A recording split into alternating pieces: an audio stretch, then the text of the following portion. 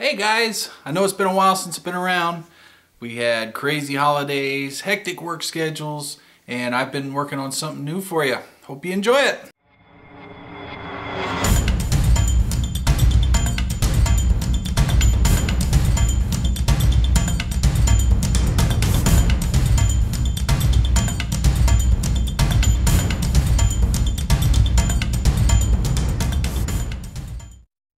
This week on the BitBox. The latest vendor news. How to make your own basing material. We sit with Carlo from Let's Cut Foam and stick around until the end to find out how you can get involved in the BitBox. VAT increases will soon force Mantic to raise their prices, but you still have until January 31st to get your Army deals at pre-VAT pricing. Rhiannon. Thanks, Diane. This week also gave us a chance to view some sculpts of Mantic's new Chaos Dwarves. I think they look extremely cool. The Chaos Dwarves are due to be released in February, but you can download the free Army list for playtesting now. Just head to the hobby page at themanticgames.com. Games Workshop released some new Blood Angels models for advanced ordering this week. They include a new Battle Force, the Storm Raven gunship, and the Dreadnought. GW also released some brand new Skaven models last weekend. One of those was a wicked looking warp lightning cannon. And those are your news bits. So I got to sit down with my buddy Carlo from Let's Cut Foam. Let's see what he had to say. All right, so I've been dying to ask you, man. Yeah. How did you get into building foam cutters? Yeah. That's a pretty long story. Actually, probably about 2 years ago, I would say. I wanted to get into terrain making, and I figured if you're gonna make terrain, it's only easier if you have a hot wire foam cutter. So I didn't really want to like pay, you know, 150 bucks or, you know, whatever it is for a good tabletop cutter, or even a cheap one for that matter, because some of them are a lot more expensive than that. So I just looked into trying how to make my own, and there was almost no information out there. I mean, there's like Wiretron, I think, had some information, and Terragenesis had some information too on how to make your own. But it's like, even then, like, nobody really knew how to use power supplies. Like, and if you did, it's like, oh, well, when that one burns out, just go buy another one, you know, hey, you can use it for a little while, you know, or, you know, most of the designs were like, you know, people would cut out like the horseshoe shape, you know, from like a piece of hardboard, you know, and they just all look like these really janky, you know, looking things, and it just, one thing led to another, and it probably took me, it probably wasn't worth the $150, but anyway, it, you know, it probably took me 4 months to get all the information that I needed, and that was for the first website. You know, obviously I had just did the update at the end of last year, but yeah, it took me a long time. 2 years later, I'm very happy that I did it. So, all right, so what's the scoop on the new channel on YouTube? Why'd you come off the old one and go to the new one? Yeah, well, I kind of wanted to have, you know, one channel where I could just have all the videos. You know, that was all the videos for the website, I should say. You know, where I could just upload it, and that could kind of be its own thing. And of course, that becoming Let's Cut Foam. But the Monte Carlo 712, that was, I just want to kind of make my own personal account again, because that's how it started. It was just my own YouTube account. And, you know, of course, if I want to comment on somebody's video and act like a goofball or something like that, you know, as I can do it on my personal account and let the professional one stay professional, I guess. We saw the video of your drool-worthy workshop at your new place. Yeah. What kind of plans do you have for that? Well, actually, yeah, there's going to be a lot in the making. So if anyone has any suggestions, I'm open to suggestions. Oh, you should do this. Oh, you should do that, you know. But kind of, if you look through the video again, you can see where I have like basically 2 wooden workbenches and between that is kind of an open space. And what I want to do is I want to kind of in that open space, I want to have as kind of multi-purpose. One where I can do my close-up video shots, you know, on the different diagrams, or, you know, how to do the different components, electrical components, and do some of my videos again. But also have it for a ventilation hood. So, you know, when you cut foam, of course, you get all the fumes and stuff that come out. And speaking from experience, when I was cutting foam in my garage last winter, it wasn't very well ventilated, and you do get nauseous.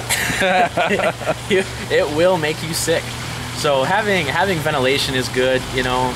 So I want to kind of have, and it's not going to be much, you know, totally crazy ventilation, you know. It's just going to be more ductwork just to kind of pull the fumes out. So I'm going to start getting into making hobby terrain too. Cool. Finally, 2.5 years later, after I decided to make foam cutters, now I'm actually going to get into making terrain now. I'm going to have basically PVC tubing, probably 1/2 inch around the shop, and that way I can hook in like pneumatic tools and that kind of stuff, like you know, sweet. blowers and any pneumatic drawn like just Dremel tools, multi-tools, that kind of thing, because I have a really big compressor for like all my nail guns and that kind of stuff that I use just for construction. But that way I can just kind of hook the compressor in and have these ports around the workshop, you know, and I don't know, that'd be cool. So here's the big question.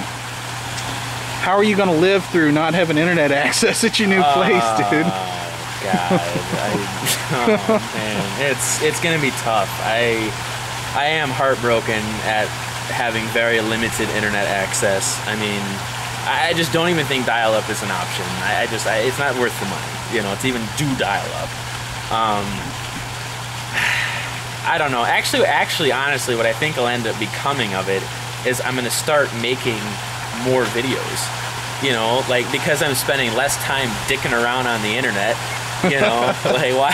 You know, looking at all the YouTube videos like 3 times. You know, it's like, oh, I need to rewatch how we did that again. You know, it's just take notes when I'm going through it. But I actually think not having the internet will make me do more hobbies. That's my way of sort of living through the pain, I guess.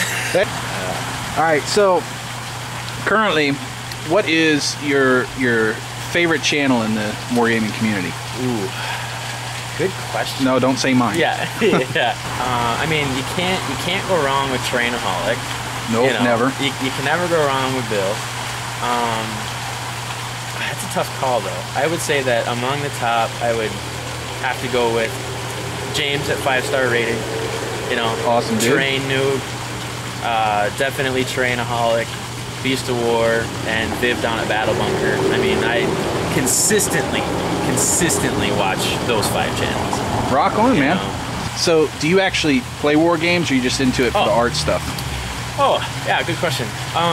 Yeah, actually, when I was in high school, kind of later high school, so I graduated in 2000, but from about 98 to 2000, my buddies and I played Warhammer Fantasy. So that's at least where all of my wargaming experience was in.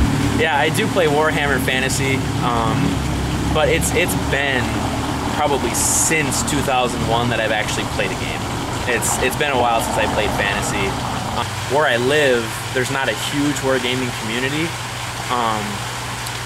The ones that are there, the majority of them play 40K, so which is fine. I mean, it looks like a really fun game, but for me, I'll probably stay more into the hobby aspect of it. Yeah. You know, doing the terrain, you know, painting figures, and maybe dabbling in conversions. Not that I would probably put any of them online as updates or anything. I'll let the pros do that.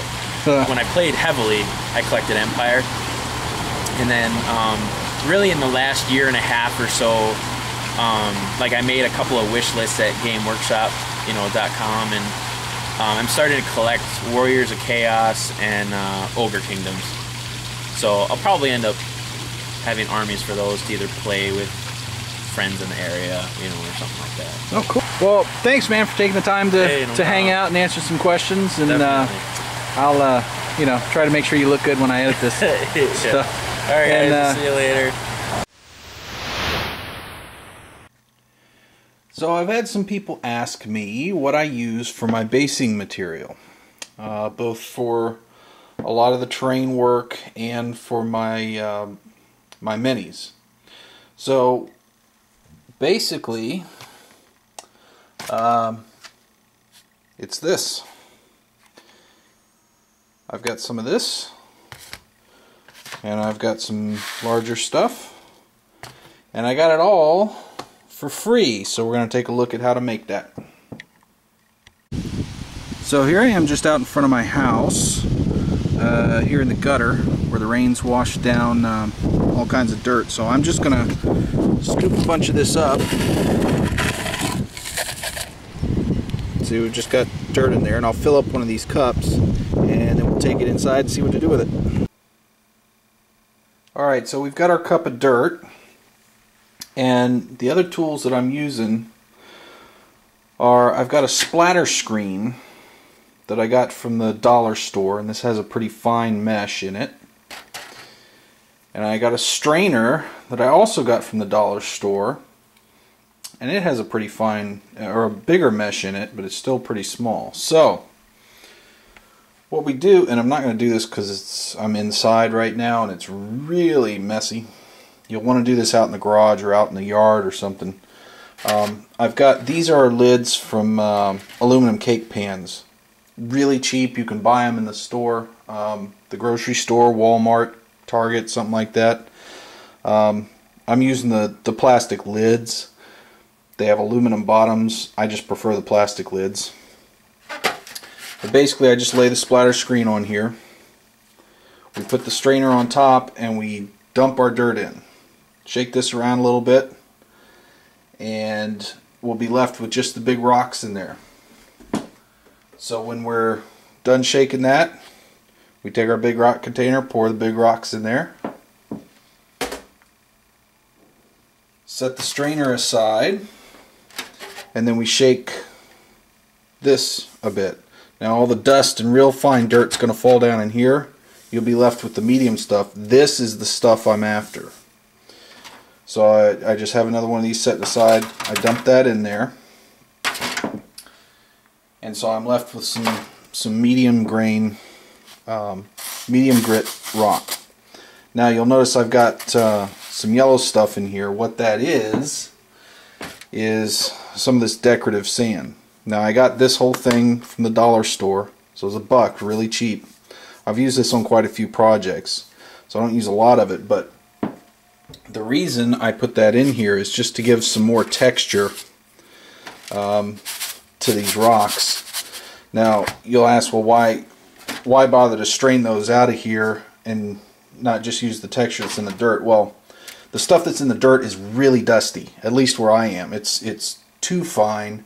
And so what happens is if you go to base minis or something in it, you get dust all over the place and it's just really nasty. So I actually prefer using this mix with the medium coarse rocks and some decorative sand, and that works really, really well.